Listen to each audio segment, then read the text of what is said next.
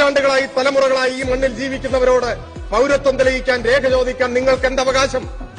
ഈ രാജ്യത്തിന്റെ സൃഷ്ടിയിൽ നിങ്ങൾക്കെന്തു പങ്ക്? ഞങ്ങളുടെ പൂർവികർ സൃഷ്ടിച്ചതാണ് ഇന്ത്യ. അവർ പടപൊരുതി സൃഷ്ടിച്ചതാണ് ഇന്ത്യ. അന്ന് നിങ്ങളുടെ പിതാക്കന്മാർ ബ്രിട്ടന്റെ ഒറ്റുകാരായി ഈ മണ്ണിൽ നിൽക്കുകയായിരുന്നു. നിങ്ങൾക്ക് വാരിയംകുന്നത്ത് കുഞ്ഞഹമ്മദ് ഹാജി എന്നൊരു പേരറിയുമോ? ബ്രിട്ടന്റെ സൈനിക ആധിപത്യത്തെ വെല്ലുവിളിച്ചുകൊണ്ട് സ്വന്തമായി ഒരു രാഷ്ട്രം സ്ഥാപിച്ച ആളായിരുന്നു. തന്റെ റിപ്പബ്ലിക്കിന് അദ്ദേഹം ഇട്ട പേര് മലയാള രാജ്യമെന്നായിരുന്നു.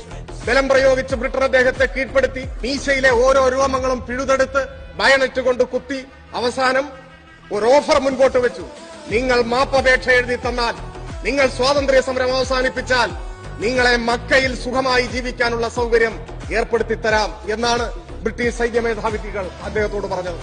ആ ഓഫറിന്റെ മുൻപിൽ മൃതപ്രായനെങ്കിലും പുഞ്ചിരി പായാത്ത മുഖവുമായി വാരിയംകുന്നത്ത് കുഞ്ഞഹമ്മദ് ഹാജി മറുപടി പറഞ്ഞു അത്രേ, മക്ക എനിക്കിഷ്ടമാണ്, പക്ഷെ നിങ്ങൾ അറിയണം, ഞാൻ പിറന്നു വീണത് മക്കയിലല്ല, സമര പോരാട്ടങ്ങളുടെ വീരേതിഹാസങ്ങൾ ഉറങ്ങുന്ന ഏറനാടിന്റെ മണ്ണിലാണ്. ഈ മണ്ണിൽ ഞാൻ മരിച്ചു വീഴും, ഈ മണ്ണിൽ ഞാൻ ലയിച്ചു ചേരും. ഈ വാക്കാണ് അദ്ദേഹം പറഞ്ഞത്. അദ്ദേഹത്തെ വധശിക്ഷയ്ക്ക് വിധിച്ചു. വിധി കേട്ട ഉടനെ അദ്ദേഹം പറഞ്ഞു, പിറന്ന നാടിന് വേണ്ടി രക്തസാക്ഷിയാകാൻ എനിക്കൊരവസരം കൈവന്നിരിക്കുന്നു. ഇതിന് 2 റക്അത്ത് നമസ്കരിച്ച് ദൈവത്തോടുള്ള നന്ദി പ്രകാശിപ്പിക്കാൻ എനിക്ക് സമയം തരണം എന്നാണ് അദ്ദേഹം പറഞ്ഞത്. അദ്ദേഹത്തിന്റെ അന്തിമാഭിലാഷ പ്രകാരം മുന്നിൽ നിന്ന് വെടിവെച്ചാണ് അദ്ദേഹത്തെ കൊന്നത്. അന്ന് പുറകിൽ നിന്ന് കണ്ണുകെട്ടിയാണ് വെടിവെച്ചത്. വെടിവെച്ച് ആളുകളെ കൊന്നുകൊണ്ടിരുന്നത്. അവസാനത്തെ ആഗ്രഹം ചോദിച്ചപ്പോൾ അദ്ദേഹം പറഞ്ഞു, നിങ്ങൾ എന്റെ കണ്ണുകൾ മൂടിക്കെട്ടരുത്, നിങ്ങൾ എന്നെ മുന്നിൽ നിന്ന് വെടിവെക്കണം.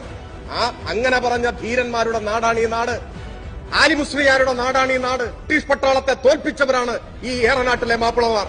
ആ പ്രൗഢഗംഭീരമായ ഭൂതകാലം നിലനിൽക്കുമ്പോഴാണ് നിങ്ങൾ ഒരു ജനതയെ ആകമാനം സംശയത്തിന്റെ നിഴലിൽ നിർത്തി തുടച്ചു നീക്കാനുള്ള